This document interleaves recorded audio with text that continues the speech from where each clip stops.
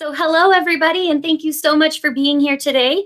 My name is Lindsay Humphreys, and I'm the Program Director for Junior Achievement of New Mexico. Welcome to our Inspiring NM Student Conference. This conference was designed to provide New Mexico students with the opportunity to hear the personal journeys of business professionals in various careers in finance. During this 6-week conference, we will feature 2 speakers per week, a speaker on Wednesday afternoons at 1 o'clock and Thursday mornings at 10:30. During these events, you will hear speakers share details about their education, their job, their career journey, as well as they will be sharing some very valuable skills and concepts for your own future economic success. So before we get started, just a few virtual meeting reminders. First things first, I said this meeting is going to be recorded, and we upload that onto our YouTube channel. So when you get that link, feel free to share that with anyone in your network who was unable to attend today. At this time, if you could all please type your first and last name into the chat box, that will help us keep track of who is here today. If you don't know where the chat box is, it's the little dialog box next to the participants list. And then if you're a teacher or a parent on the call and you have students with you, just let us know how many are joining. Finally, during the speaker's presentation, please make sure all of your mics are muted. And if you have questions during the presentation, feel free to write them down and you can unmute during the Q&A portion of the event, or you can type them into the chat box and I will facilitate that during that time. Today, we are so excited to welcome State Auditor Brian Colón as our first speaker of this conference. We are honored and thrilled to have him share his story with you all today. Auditor Colón, the floor is yours. Well, Lindsay, thank you so much. And thanks to the New Mexico Society of CPAs and Junior Achievement. I am wearing my green tie today in your honor. You at the Junior Achievement Club, you just do such a great job of reaching out and lifting up particularly our young people as it relates to education and financial literacy. Now, let's see here. I'm going to ask Aaron and you, Lindsay, is there any way, like I see that Ms. Singh is signed in now, and it looks like we've got about 16 great participants. I'm wondering, is there a setting where I can see everybody? I see a small number of people here, and I'd love to see as many people as possible. I love the virtual world, but I also love to look in the eyes of the folks who are joining me. Absolutely. So in the bottom right-hand corner, there's 3 vertical dots. In that, you will see a change layout option. I love that. If you click on that, it'll give you more tiles. It absolutely worked perfectly. There is a reason you are in charge, Lindsay. You are spot on. Thank you so much. And it's just great to be able to see folks. Thank you, Ms. Singh, for turning on that camera. Mr. Daniel O. Trujillo. Now, folks, we are in the presence of greatness. Not only do we have President Aaron Hagenow here with us, who is the president of Junior Achievement of New Mexico. Way to go, Aaron. This young lady, Aaron, has been leading in our community for a long, long time. And we're so fortunate to have her and Lindsay and all the folks at Junior Achievement wanting to make a difference and working so hard. So thank you. But I will also say that Mr. Trujillo is one of the youngest leaders the New Mexico Society of CPAs has ever had as its president. So congratulations to Mr. Trujillo. We're so glad that you're able to join us. And I also want to say thanks again to the Society and to Junior Achievement for hosting today. Look, we're going to have a great time. I guess I've got about a 45-minute window to spend with you, and I couldn't be more pleased. This is going to be the best part of my day. Let me tell you, I started my day this morning at 4:30. I won't end until midnight, and I'm pretty sure this 1 hour with you is going to be the best hour of my day. Because there's no better way to spend my day than being able to engage and join with particularly young people. There's nothing I'm more passionate about than mentoring and lifting up the next generation of leaders. Because the way I see it, you're not just the next generation of leaders, you are leading today. There's no more message that is more powerful than a message coming from a young person. So, we're glad Everett was able to join us, and Teresa and Matthew Barkley. We're so glad to see all of you out here today. And as you can, if it's appropriate, I'd love for you to turn on your cameras and we will have a little more interaction with one another. I know that the format that Lindsay talked about was we'll have Q&A at the end and you can put it in the chat and all that. But look, this is very informal. I'm going to tell you a little bit about my story. I'm going to tell you a little bit about my work, but you are welcome to engage me at any point in time. There's a raise hand function there. I'm happy to call on you as soon as you raise your hand. If I don't see your hand, you're welcome to unmute and just interrupt me. Thank you very much. T. Dolkar, thank you for turning that on. And Kelsey, it's great to see you. I appreciate you being here. I'm not sure if you heard my gratitude for your partnership with Junior Achievement with the New Mexico Society of CPAs. We're so thrilled that we could do this together. Now, let me tell you a little bit about my story. And I think what I want to do is go back to a time that puts me where you are right now. And I want to take a deeper dive with the students today. So folks like David and Ms. Singh and even Mr. Romero and Ms. Wilson, Mr. Trujillo, I'm going to be speaking a little bit to our friends here today that are in school. They're 6th grade, 7th, 8th, 9th, all the way up to seniors in high school. And I want to kind of start my story back there. I grew up in Valencia County. And I grew up in Valencia County like most New Mexicans. And that means I grew up with a lack of resources, also known as poverty. You see, when I was growing up, I had 2 parents who were disabled. That means they couldn't have normal jobs where they had steady paychecks. My mom was disabled, as was my father. See, my father had a very debilitating disease that put me in a situation when I was your age, as a teenager. I literally watched my father deteriorate before my very eyes. See, muscular dystrophy is a disease that takes people's lives very slowly, but always takes their lives.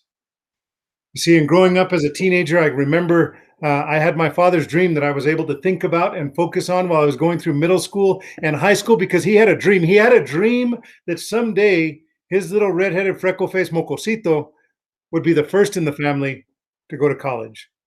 Because he knew that the only way that my family was ever going to be able to break what we call the cycle of poverty would be that if I graduated from high school and I was that first in my family to go to college. Well, I'm here to tell you that as I went through high school and got to be a sophomore and a junior and a senior, my father got more and more ill. And ultimately, at the young age of 49, I was just a teenager and had recently graduated from high school. My father passed away. And as I sit here before you today, I'm 51 years old, and I know every single day I have so much to be grateful for, because it's one more day that my father didn't have. But when he died, when he was just 49 years old, he left me his dream. That dream that I'd be the first in my family to go to college and break the cycle of poverty. And as I'm here before you today, I can tell you that that's exactly what I did. I went and I graduated from Los Lunas High School. I went down to New Mexico State University in Las Cruces, New Mexico. It took me 10 years, but I finally focused and I got it done. I got my bachelor's. I got my degree from New Mexico State University in finance. And my wife made me go straight to law school because that's what I'd always dreamed of doing. I graduated from law school. And today, you see, I'm living my dream. Because when I was your age, I can tell you that during the pandemic, my wife was cleaning out the garage because I'm not a very good husband. I'm not good at cleaning out the garage. So she had to go do that. She found an old article from 1986. There's not a single student on this call who was born in 1986. It was about 30 years ago, 35 years ago. And 35 years ago, I was getting ready to go to Washington, D.C. to meet the President of the United States. I was a young man who went to Boys State. And from Boys State, the American Legion, another great community profit agency, allowed me to go to Washington, D.C., to go to Boys Nation. And I was getting ready to go to Boys Nation and meet the President of the United States. And the reporter who was doing a little story on me in my hometown newspaper, the Valencia County News Bulletin, he said, "What do you want to do when you grow up?" And I said, "Let me tell you, I'm going to live my father's dream. I'm going to be the first in my family to go to college. I'm going to get an accounting degree. I'm going to go on to law school. And then I'm going to serve the people of New Mexico, because this community has supported my family every step of the way." You see, when my father died, I should have fallen through the cracks, but I didn't.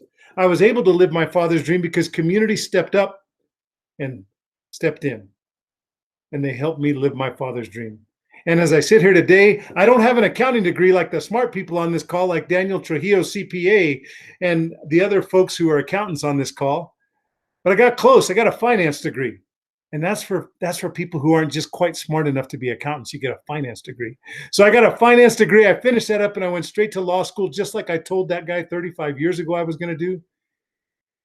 And today is day number 821. Today is my 821st day as the state auditor of New Mexico. And they've all been awesome. And those 821 days are where I got to live my dream. Because you see, 35 years ago, I told that reporter that I wanted to get elected to public office and serve our land of enchantment, the Tierra del Encanto, the 47th star on that beautiful flag of the United States of America, New Mexico.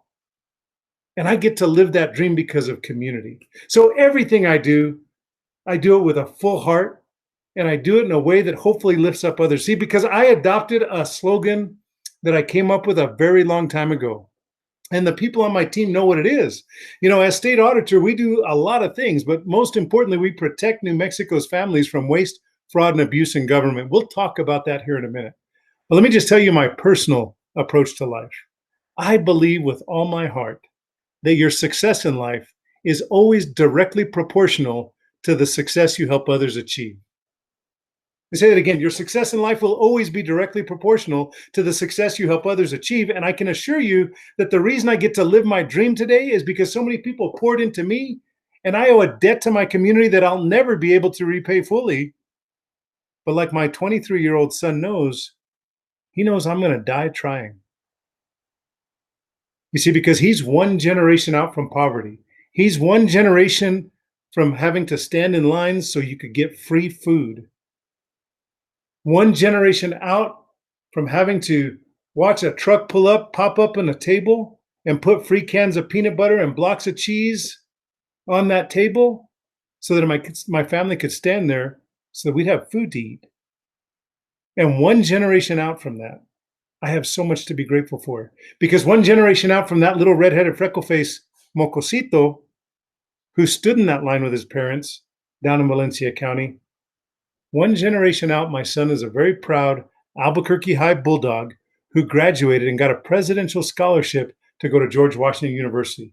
He is now a graduate. He's got a biomedical engineering degree, and that kid will never know what poverty is. But he knows his dad's story. And he knows that I'm going to die trying because community allowed us to break that cycle of poverty in my family. And so today I'm living my dream. Back in 2018, I got to run for state auditor of New Mexico.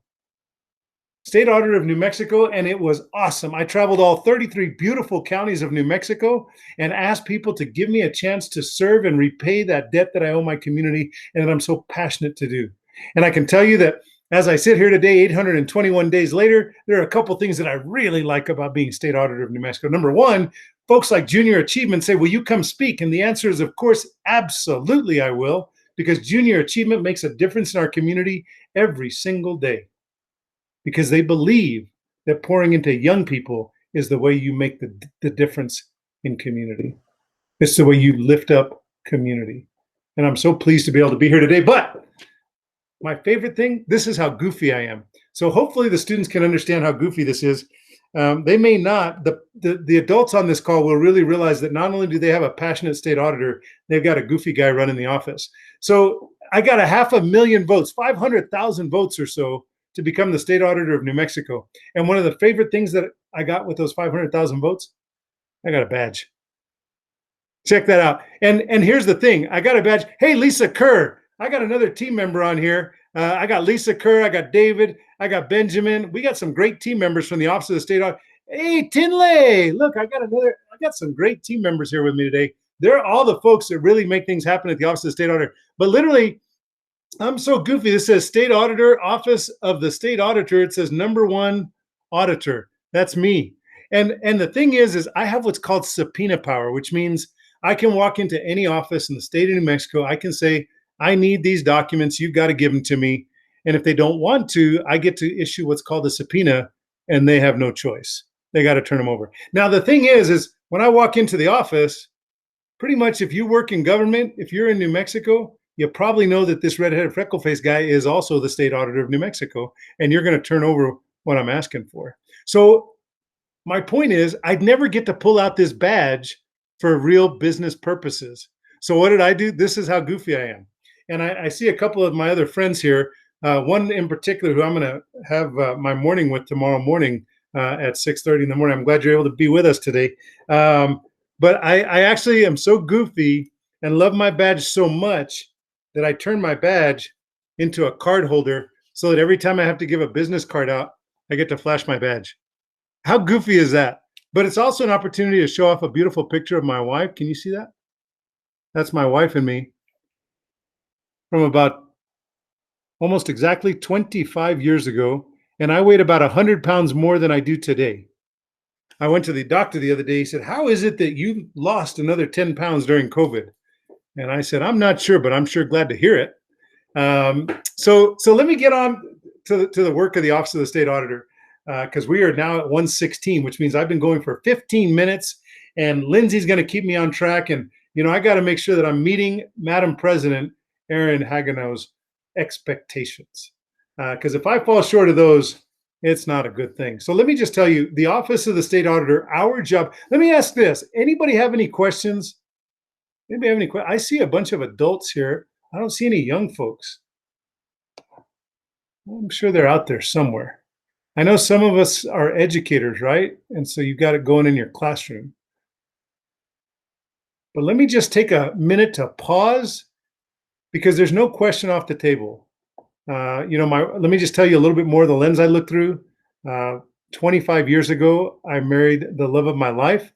I see I'm getting projected. So am I still thin on the projection, Ms. Wilson? Or does the projector make me look heavier? You look great. Oh, you're so nice. Thank you very much. Let me just say this. 25 years ago, I met and married my wonderful wife.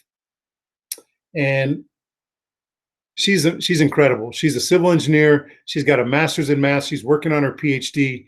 But she has chosen for the last 20 years to do exactly what Miss Wilson's doing, pouring into students in a classroom. She's been an educator in our deepest pocket of poverty in Albuquerque, which happens to be the International District. She's at Van Buren Middle School. She's been there for 20 years. She's a naturalized citizen of the United States. She was born, raised, educated, grew up, and graduated in the Philippines, and then came to the United States probably 30 some odd years ago, long before I met her.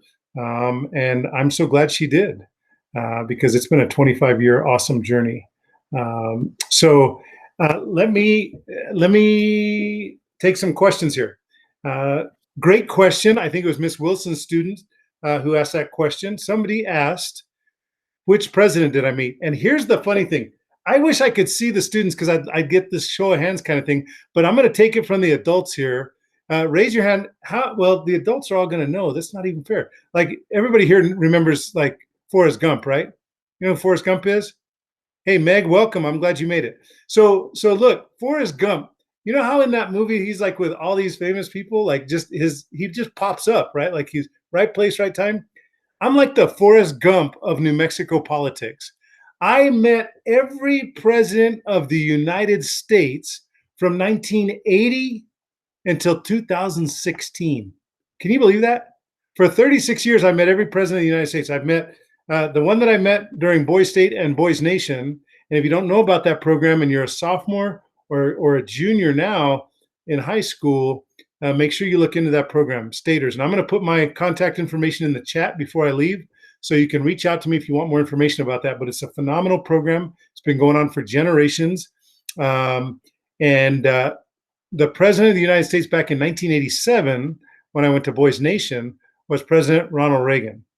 And then I met President Bush. Then I met the other President Bush, and I met President Clinton, and I met President Obama. And that's about all of the presidents since 1980 until 2016. The only president I haven't met since 1980 was I didn't meet President Trump, and I have met President Biden.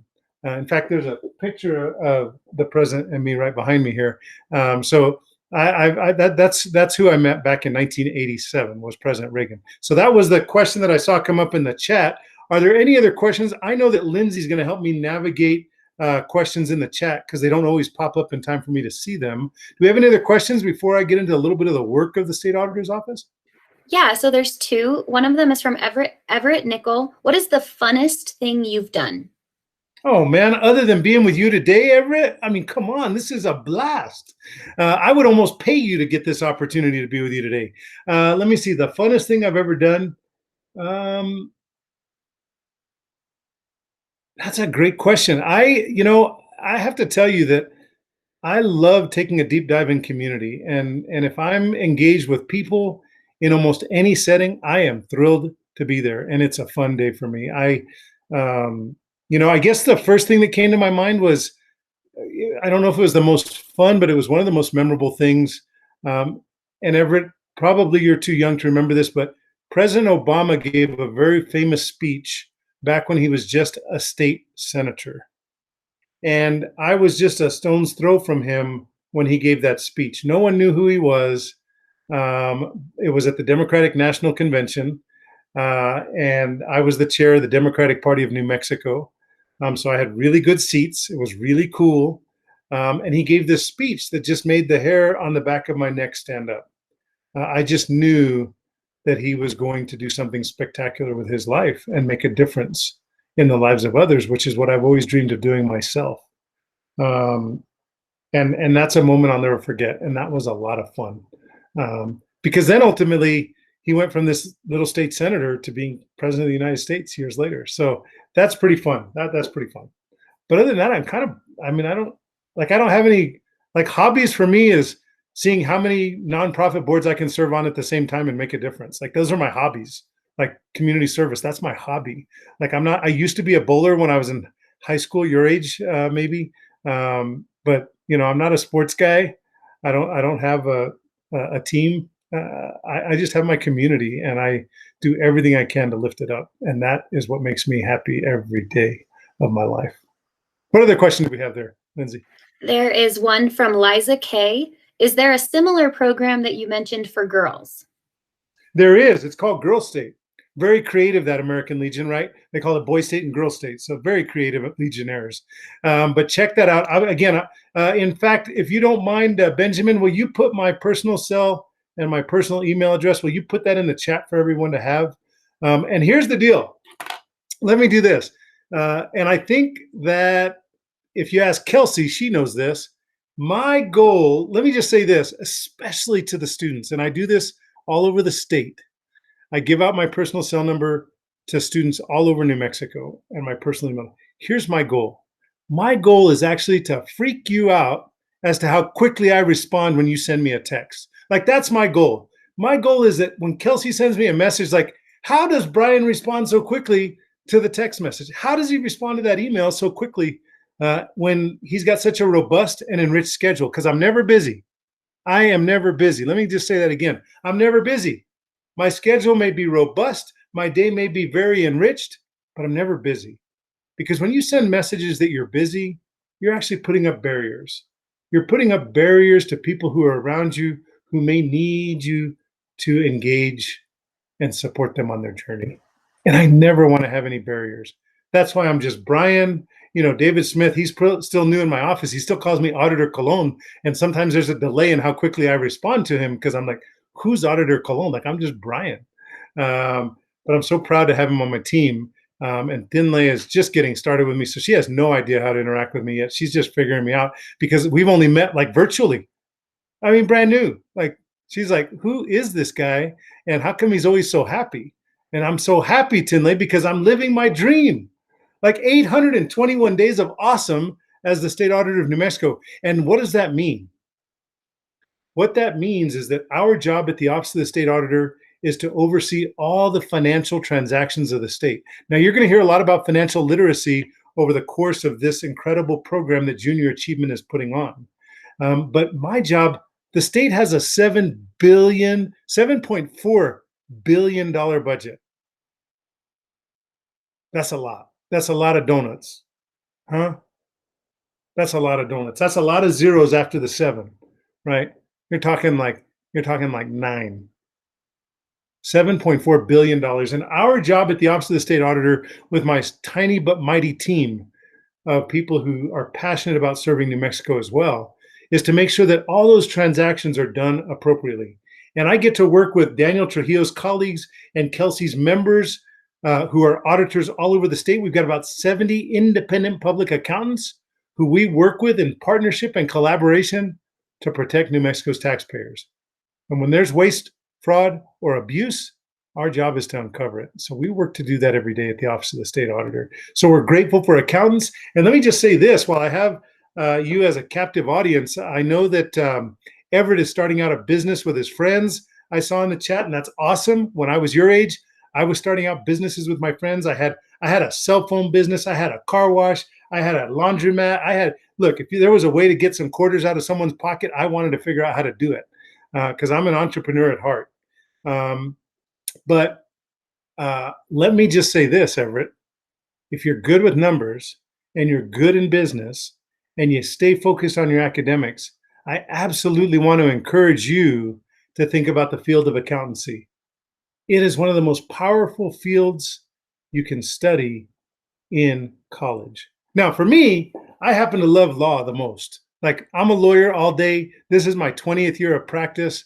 I think it's a super powerful profession. But right up there with us are accountants. And whether you want to practice accountancy, whether you want to do auditing, whether you want to do consulting, whether you want to be an entrepreneur, whether you want to open more businesses with your friends, Everett, I can assure you having an accounting degree will help you do it better. Right, Kelsey? See, she just wants your membership dues because she's in charge of the New Mexico Society of CPAs, Everett. All right, do we have any other questions in the chat? Yes, there's one more, and it says, Alex is asking if you and Obama are friends. You know what? The truth of the matter is the two closest relationships I have are with President Clinton and President Obama. And the reason I was able to establish, now President Clinton, I'll tell you a quick story. Lindsay's going like, is he ever going to get to his, this is my presentation, Lindsay. This is it. Like, this is me. Are we good? All right. Who asked that question? Remind me. Someone from Miss Sines' class. Ooh, okay. Miss Sines. I'm so glad you brought your students, Miss Sines, and I wish I knew which student it was, but tell your student it's a great question. It's really fun. So the two presidents I have the closest relationship with, President Clinton, President Obama. So President Clinton, here's how cool this is. So President Clinton went to Boys State also, and then went to Boys Nation also, which only 2 people a year get to go to from every state. There's only 100 people from around the country that get to go to Boys Nation. Bill Clinton went to Boys Nation, and he met the president too. And guess who the president was when Bill Clinton went to Boys Nation? John F. Kennedy. So there's a real famous picture, and Ben's going to Google right now to see if he can find a link to the picture of President Clinton meeting President Kennedy when President Clinton was 17 years old and President Kennedy was the president. It's a great picture. I actually have it somewhere here, but Ben will probably find it online. He can drop that link in the chat. Thank you, Ben. So he knew what Boys Nation was. So when he was governor of Arkansas, he came out to New Mexico to give some speech because he was friends with Governor King. And again, most of you are too young to remember, but that was one of our great gentleman governors. He was a farm and rancher, phenomenal leader. Thank you, Lisa. And he and Bill Clinton were friends. So King brought Clinton out to New Mexico, and I had to meet him because I knew that he had gone to Boys State and Boys Nation. So I found my way through the crowd, and I went up to him, redheaded, freckle-faced, heavy-set. So I didn't just go up to him. I had to waddle up to him. I was really big. And so I waddled up to him in my jacket that I got from the flea market and this horrible, ugly tie that I also got from the flea market. And I said, you know, Governor Clinton, I just want to tell you, I also went to Boys Nation, and I got to meet President Reagan, and I know you went to Boys Nation. So at that moment in time, he was awesome. He gave me his card. He gave me his phone number. He was governor. He was not president at the time. And then he became president. And of course, I went to Washington, D.C. He and I got together a couple times, and we stayed in touch. And then, of course, when his wife ran for president, I was a delegate to what's called the Democratic National Convention. So his wife really wanted my vote when she was running against President Obama. So they were always calling. Oh, fun, quick story. Can I tell one more quick story, Lindsay? All right. So here's a fun story. So I'm at my law office, right? And so my receptionist comes into my office, stands at the door, and it's like she saw a ghost. And I said, what's wrong? And she said, she's just looking at me. I said, what's wrong? What happened? And she said, you're never going to believe what happened. And I said, well, just tell me what's wrong. What happened? She said, I just hung up on President Clinton. I said, what do you mean you just hung up on President Clinton? She said, well, he called and she said, and I got nervous and I didn't know what to do. And I hit the wrong button. I was going to transfer him to you. And I just freaked out. She said, what do I do? I said, no problem. She said, what do you mean no problem? I said, he'll call back. And so sure enough, he called back and we got connected. And so I knew President Clinton well. And then, of course, what ended up happening, the rest of that story is even though I had had a longstanding relationship with President Clinton, I didn't have a longstanding relationship with Hillary. So it made it a little bit easier. But as much love as I had in my heart for how much he inspired me when I was a teenager, I was more inspired by the idea of electing President Barack Obama. And I actually voted for President Obama at the convention, which was a big deal. It's a lot of history there, but it was a really close thing. And so President Obama and I have been talking quite a bit, and he finally earned my vote. And so that's where that's who I'm. I don't know if I'm friends. I don't think I can say we're friends, but President Obama and I did hang out together. Vice President Biden and I, we drove all over New Mexico together. He and I drove down to Mesilla together. We spent time down there together. In some ways, I guess I'm even closer in terms of time spent with President Biden. So anyway, long story, short answer. Thank you for the question. Any other questions while I was rambling? Okay, good. It's 1:32. So now we're supposed to get to the question and answer part. But let me go back a little bit to the work of the Office of the State Auditor. Let me just say a couple things that are super important, maybe as students, as you get through your junior high and your high school education, and maybe talk to you about some things that may be applicable and maybe some lessons learned, particularly as it relates to financial literacy and my trajectory or my journey to becoming the state auditor. Let me tell you that I don't think much has changed in the last 30 years as it relates to credit for young people. And if you're anything like I was, and I know that some of you are, because a majority of New Mexicans are born into poverty. Like we know that. So I know some of you in these classrooms know what it's like to be living the life I led. You know, when my father passed away after that, I didn't have a single blood relative in the entire state of New Mexico. All I had was community, and I was scared. And I can tell you that at New Mexico State University, when I was a student, I was getting all these offers for free credit cards, and they would give me a t-shirt, and they'd give me a tote bag, and they'd give me a stuffed little bear to make me feel more comfortable at night so I wasn't sleeping alone. And they'd give me what I thought was free money. Like literally, I look back now and I just don't understand how I could have been so uninformed. And I guess what I would tell you is that what I call in some ways predatory credit card offers, because they target people like you and me who are on the ropes, who are wondering where we're going to get our next meal. And they say, look, all you got to do is sign here. And you get this little piece of plastic, and all you do is hand that plastic over, and you don't have to worry about it for another month. And let me just warn you how dangerous that is. Because you see what happened to me is I use those credit cards and I build them up, and thousands of dollars that I should have never been able to be qualified to get in the first place. And I couldn't pay the minimum payments. And so then I went to a thing called a title loan company and a payday loan company. And they charged me hundreds of percents of interest, where no matter what, I was on a cycle like a little hamster in the wheel. I can't see any students, so I don't know if they know anything of what I'm talking about. But the little hamster in the wheel, I see. Tinley, do you know what I'm talking about? You know the hamster in the wheel, right? Yeah, hopefully some of the students know the hamster in the wheel. Miss Wilson, you think your students know what I'm talking about when I say the hamster in the wheel? Yeah? Like you can keep running and running and running, and you keep paying and paying and paying, and the amount you owe that payday lender or that title loan lender is going to be the same as when you started, because all you're paying is a little bit of the interest. And they got you. And ultimately, my car was repossessed. I didn't have a place to live. And I found myself having to ask my friends if I could do what was called couch surfing. with my little bag, with a couple changes of clothes, and I asked them if I could sleep on their couch at night because I didn't have a place to stay. It was only 30 years ago. And I know that most New Mexicans are just a couple paychecks away from that. So all I can tell you is that it's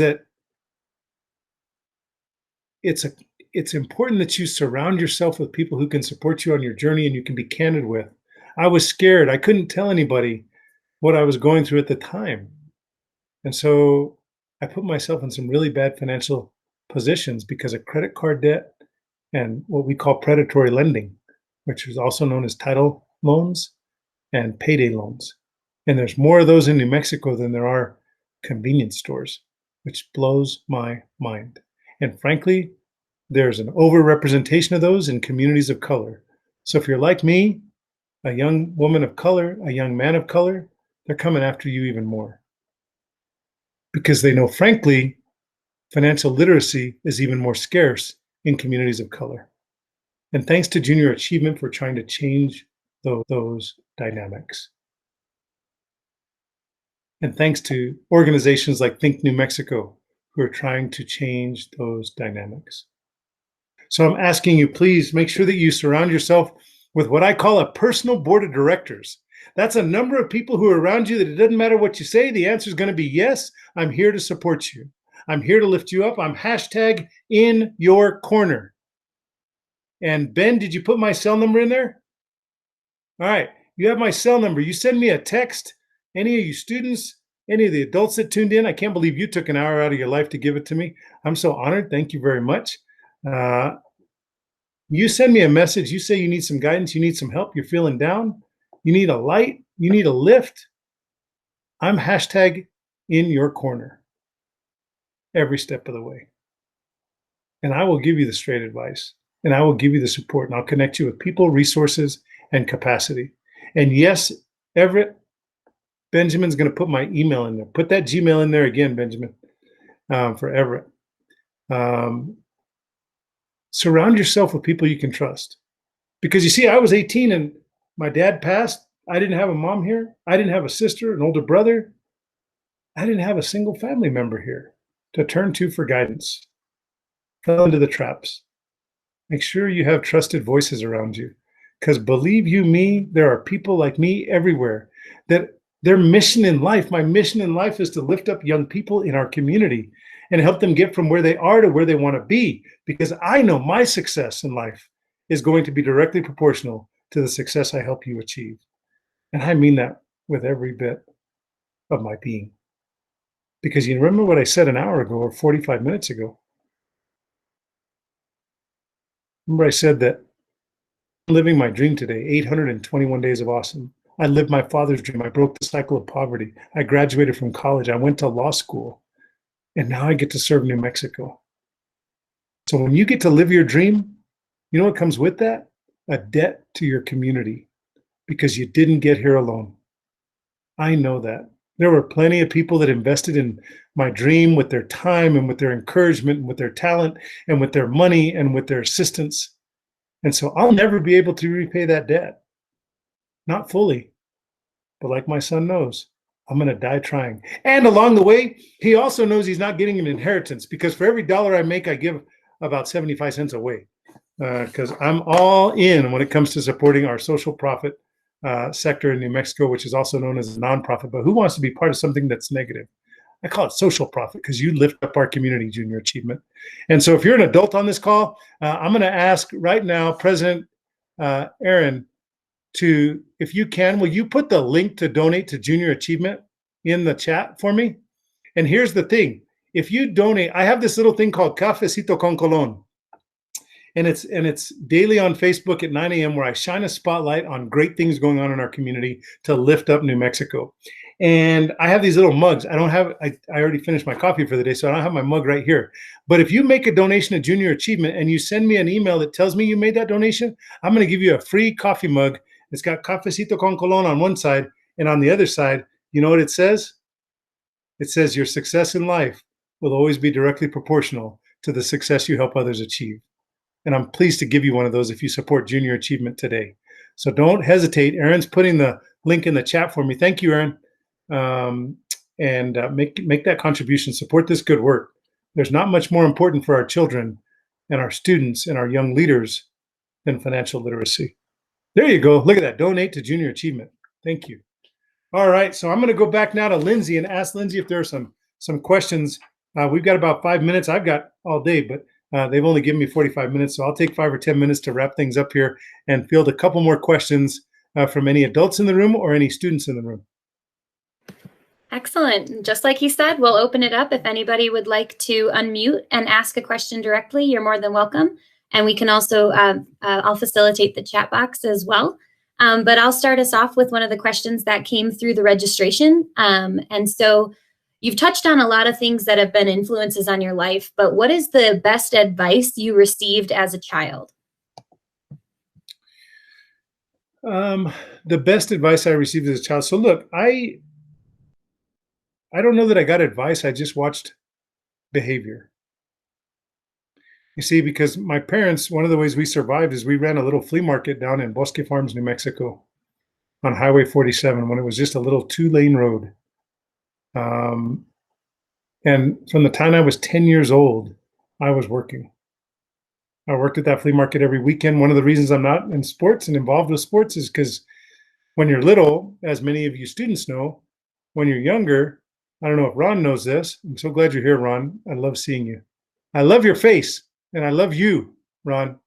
I love you, and I hope your family's healthy. When you're little, all the sports happen when? On the weekends. Yaffle and all that stuff, it all happens on the weekends. And I had to work every weekend, so I could never do sports. I remember the coach coming to the flea market and asking my mom and dad if I could play football because I was a big dude. I was heavy. I think he was just going to say, stand there, don't move, because I sure couldn't run. But I remember my parents telling him, no, he's got to work. Like, we need this for survival. And so I guess what I would tell you is that I watched what it was to have a good work ethic. That you just do what you needed to do to get through. And you just keep on pushing, and you keep on pushing, and you don't give up. And no matter how miserable it was for me to get up at 5 in the morning when I was 12 years old, 13 years old, and go down to the flea market during the winter when it was cold, like, that sucked. Can I say that? Sucked? Okay, yeah. It was not fun. It was not fun. But it was required. But had I not gotten the work ethic back then of going to the flea market every weekend, I'm pretty sure I wouldn't have the stamina to get up every day at 5 a.m., finish my day at midnight, and do it 6 or 7 days a week and live this life with passion in service to my community. That's where I get the energy. This started when I was 10 years old. So I hope that answers your question because it's a great question. But I don't really remember people sitting me down and giving me advice. I just watched my dad. He was always in pain. He was a real serious dude. And I just watched how hard he worked. Hard work. Thank you. Thank you so much. Why is it important for a state to have an auditor? Oh, good question. Because you know what? Given an opportunity, there will always be a number of people who make bad choices. Not the vast majority. The vast majority are excellent, hardworking civil servants who never get the opportunity to come speak to students. All they have to do is go to work every single day. They serve the people of New Mexico. Frankly, New Mexicans never say thank you because they forget how hard our civil servants work. That's the vast majority. See, I get handed, like in real life, when there's not COVID-19 and the virtual world is not the world we live in, like I get handed a mic and everybody claps. Like I'm the state auditor. But most civil servants go to work every day. They work hard. They go home to their families, and they get up the next day and do it again. So I try and clap for my team, but they don't get a lot of applause from the public. They just work hard, and they do it every day because they're passionate about serving New Mexico's families. And you got some of them on here today, David and Lisa and Tinley and Ben, and that's all I can see on my screen. So if I have other team members here, I apologize if I didn't see you. But you know, Matthew Barkley, you know that you've got a universe of people that you engage with every day. Some of them make really poor choices. And the same thing in government. You've got a certain number of people that are going to make poor choices, and they're going to steal or try to steal from New Mexicans. And even if they're not intent on doing that, they're not informed to make the best decisions. So my job is to educate with my outreach. The job of all our auditors is not necessarily to find fraud, it's just to review and test and sample transactions to determine if they're done appropriately. Are the internal controls or the way that we assign duties in handling money and transactions, are they separated in a way that if even somebody wanted to make a bad decision, they're encouraged not to? I have a men's group that meets every week at 6:30 in the morning, and we talk a lot about making it easy to be good and hard to be bad. Like, you got to put yourself in good situations. And that's what auditors do, right? They make it easy to be good and harder to be bad.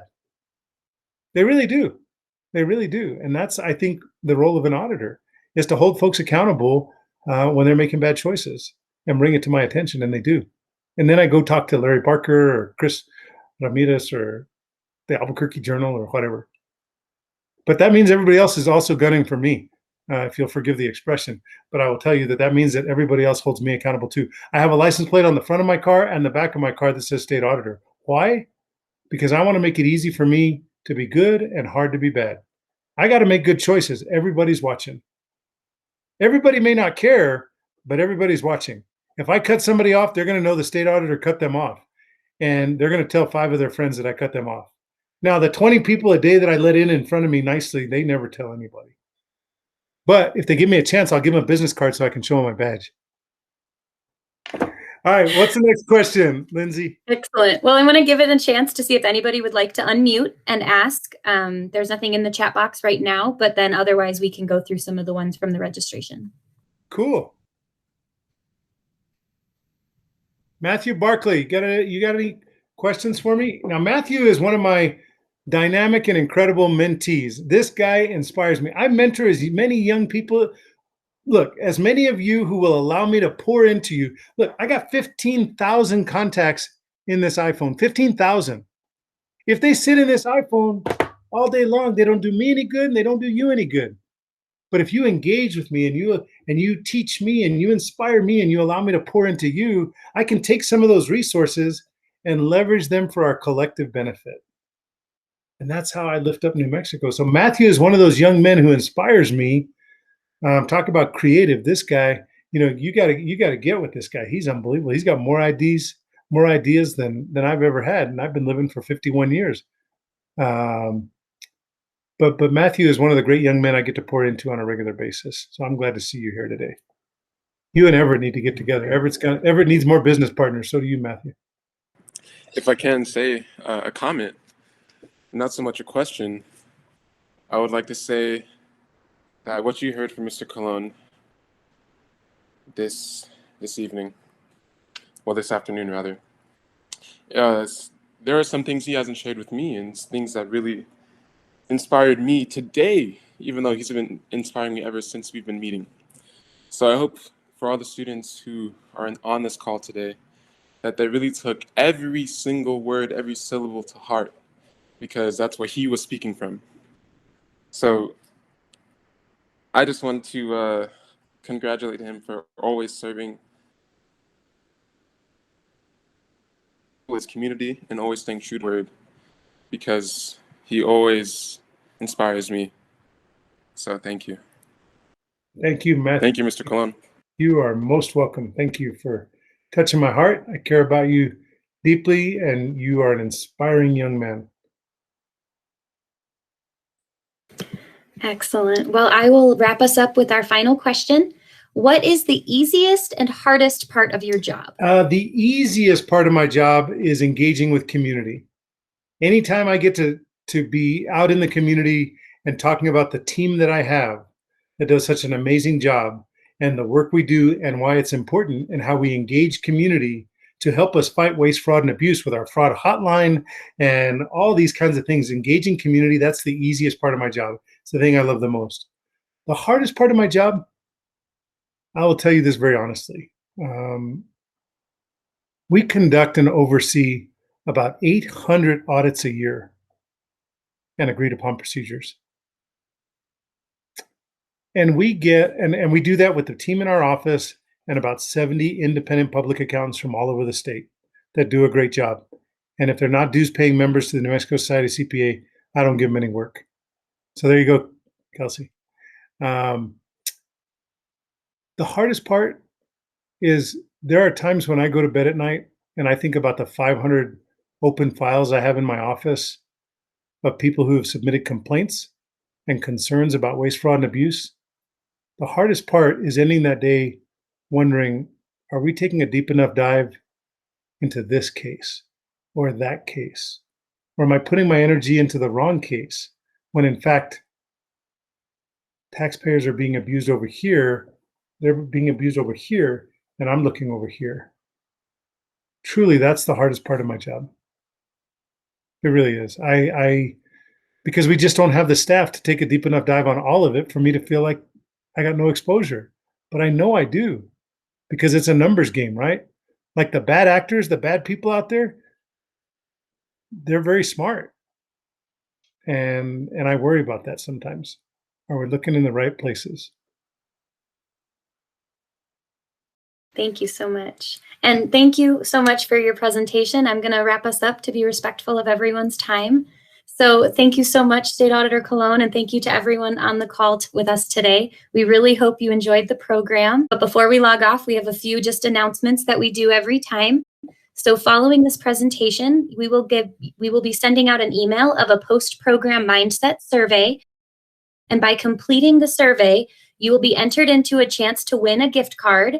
And if you participate in this survey, you'll get a certificate of completion as well. And then just a huge shout out to anyone who has donated gift cards to Junior Achievement. Thank you so much. And teachers, make sure that you share the link with your students so that they can fill out that form. And then lastly, we will be doing this again tomorrow at 10:30 a.m. with Adam Sapella, partner at Charles Stevens and one of the members of the Junior Achievement Board of Directors. And Adam will be taking us on his own journey to success, as well as discussing what the benefit of a financial advisor is and why you should have one. And then just keep an eye out for your emails, and the registration links will come for the day of the event for the rest of the remaining conference sessions. And so thank you so much, State Auditor Colón. Thank you to everyone who made this possible, and teachers and students, thank you so much. And I hope to see you all tomorrow. Lindsay, let me just say, folks, come back for Adam. He's a great guy. I couldn't agree more. Everyone should have a financial advisor, planner, and expert in their corner, and put them on that personal board of directors I talked about earlier today. Thank you for having me. It's really been my pleasure. Thank you for letting me share with you a little bit of my heart and my passion for serving New Mexico. The Office of the State Auditor has a great team, and I'm very, very humbled to be a part of it. Thank you, Junior Achievement.